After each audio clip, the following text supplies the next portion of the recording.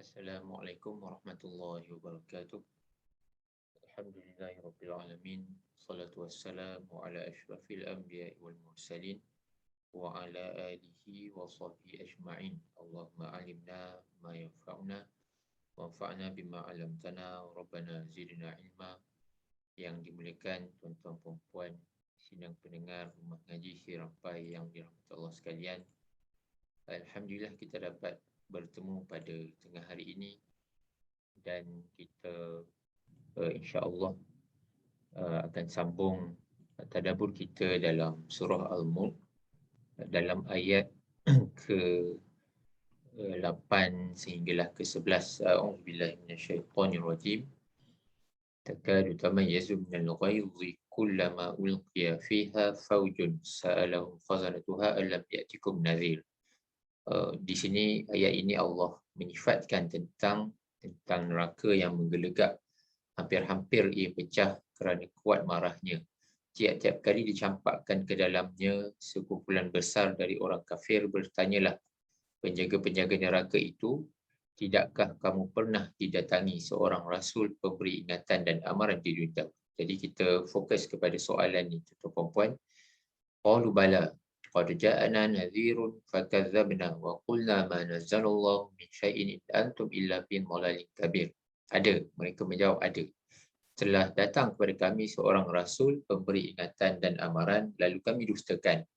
Serta kami katakan kepadanya Allah tidak menurunkan sesuatu pun, kamu hanyalah berada dalam kesesatan yang besar. Ini mereka menuduh kepada Nabi Muhammad SAW dan kepada para rasul.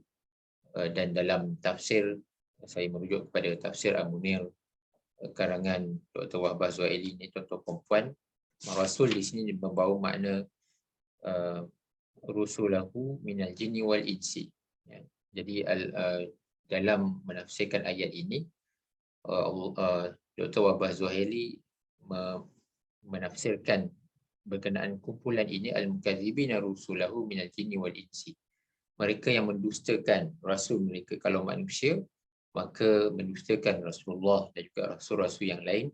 Kalau jin, mendustakan utusan-utusan yang menyebarkan dakwah, yang mereka yang, kalau tuan-tuan merujuk pada surah jin, mereka yang mendengar wahyu yang disampaikan oleh Rasul, yang ayat-ayat Quran yang dibacakan, yang diajarkan oleh Rasulullah SAW kepada para sahabat, golongan jin ini, dan mereka balik kepada golongan mereka, kelompok mereka dan menyebarkan dakwah. Jadi mereka ni pun dipanggil sebagai rusul atau utusan, tapi bukan dalam technical meaning semacam rasul seperti Rasulullah. Jadi dia bukan rasul di kalangan jin, dia adalah utusan. Cuma dari segi bahasa Arabnya menggunakan istilah yang sama, iaitulah rusul ataupun utusannya.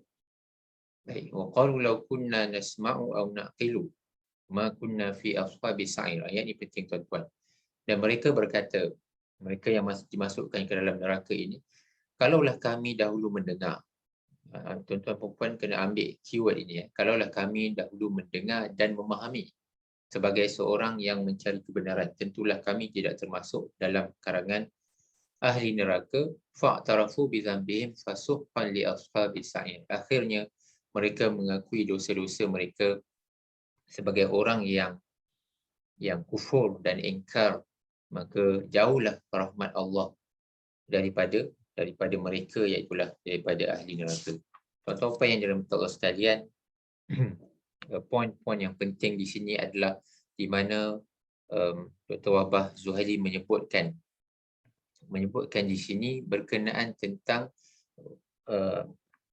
wa hadza dalilun ala adlillahi fi khalqihi wa annahu la yu'azzibu ahadan illa ba'da qiyamil hujjati alaihi.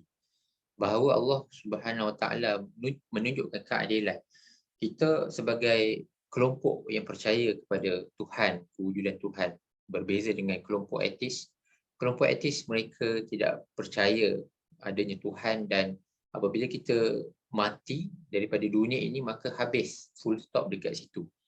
Namun kita boleh berfikir bahawa ada perkara-perkara yang kita rasa dunia ini tidak adil. Orang yang berbuat baik tidak dibalas dengan kebaikan di dunia. orang yang berbuat jahat tidak dibalas dengan kejahatan di dunia. Jadi nampak ada orang yang jahat tapi dia hidup aman, kaya raya. Nampak ada orang yang baik tapi dia hidup merana, kesusahan, dizalimi dan sebagainya. Dan inilah dia keadilan apabila kita percaya kepada Allah Subhanahu Wa Taala, kita menolak fahaman etis. Apabila di dunia ini kita melihat semacam injustice, tak adil, maka akhiratlah mahkamah Allah Subhanahu Wa Taala di mana Allah akan membalas. Dan Allah membalas ini dengan satu pendekatan yang sangat penting tuan-tuan puan-puan, iaitulah Allah Subhanahu Wa Taala tidak mengazab seseorang melainkan Allah Subhanahu Wa Taala menegakkan hujah kepada mereka terlebih dahulu, iaitulah hujah di dalam dunia ini, iaitulah Al-Quran, dan apabila di akhirat nanti hujah dari segi soalan yang dikemukakan oleh para malaikat. Para malaikat dipanggil sa'alahum a'wanuha wa zabaniyatuha, malaikat-malaikat penjaga neraka yang kita selalu dengar dengan istilah malaikat zabaniyah, dan juga yang kita kenal dengan malaikat Malik dan sebagainya. Maka disoal terlebih dahulu sebelum dimasukkan daripada neraka ni, tak ada ke rasul yang datang kepada kamu sehingga kan kamu kufur, ingkar kepada Allah SWT. Dan mereka recognize bahawa ada dan mereka fa'tarafu bizambihim. Mereka tak boleh kata apa, memang salah sendiri. Telah didatangkan hujah di dunia dalam rupa bentuk Al-Quran dan juga dari segi perutusan Rasul, di mana dalam konteks kita yang hidup kemudian ni kita merujuk kepada hadis-hadis Nabi SAW untuk kita kaji, kita fahami, kita fikir, dan Dr. Wahbah Zuhaili menyebut di sini dalam mentafsirkan ayat ini, wa qalu law kunna nasma'u, penyesalan mereka yang masuk ke dalam neraka ni, kalaulah kami mendengar, maka cuba memahami Rasulullah SAW ataupun rasul-rasul lain yang diutuskan oleh Allah SWT, maka taklah kami dimasukkan ke dalam neraka ini.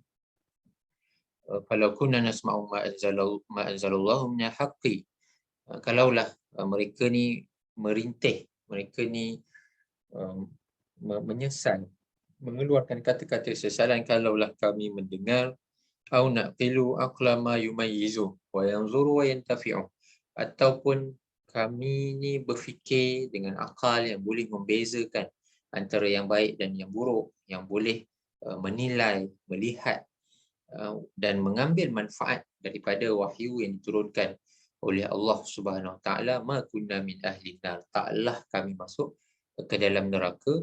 Ini satu poin yang penting perlu kita ambil tuan-tuan puan-puan. Wala kana lana aqlun yurshiduna ila ittiba'ihim, kalaulah kami ada akal, Allah SWT telah menggunakan akal kepada semua. Cuma macam mana kita nak guna akal kita untuk kita fahami, kita dalami, kita ekstrak apa dia yang Allah SWT nak sampaikan kepada kita dalam Quran. Sebab tu kami dari Rumah Ngaji Serampai, kami sentiasa menggalakkan tuan-tuan perempuan dalam merutinkan bacaan Al-Quran setiap hari, masuk juga untuk memahami makna dia, dan juga melakukan pembacaan dalam kitab terjemahan-terjemahan ataupun tafsir, mendengar kuliah-kuliah tafsir dengan disiplin yang eloklah. Cuma jangan memandai tafsir sendiri, itu yang kami minta elakkan. Namun kita cuba fahami dan bertanyalah kepada para asatizah, ikuti kuliah-kuliah tafsir yang banyaklah sekarang ni, offline ada dekat masjid pun dah buka, online pun ada banyak. Maka kita suburkan minda kita, akal kita dengan kesedaran-kesedaran seperti ini, supaya kita dapat mengikuti apa panduan parameter yang Allah SWT turunkan kepada kita manusia sebagai makhluknya. Macam mana kita nak regulate hidup kita ini, apa peraturan, apa perkara yang harus kita buat, apa perkara yang tidak boleh kita buat dan sebagainya. Maka inilah Dr. Wahbah menyebut di sini, wal istima' ila Rasul sallallahu alaihi wasallam. Kita perlu bukan sekadar mendengar, istima' maksudnya kita ada effort untuk kita fahami.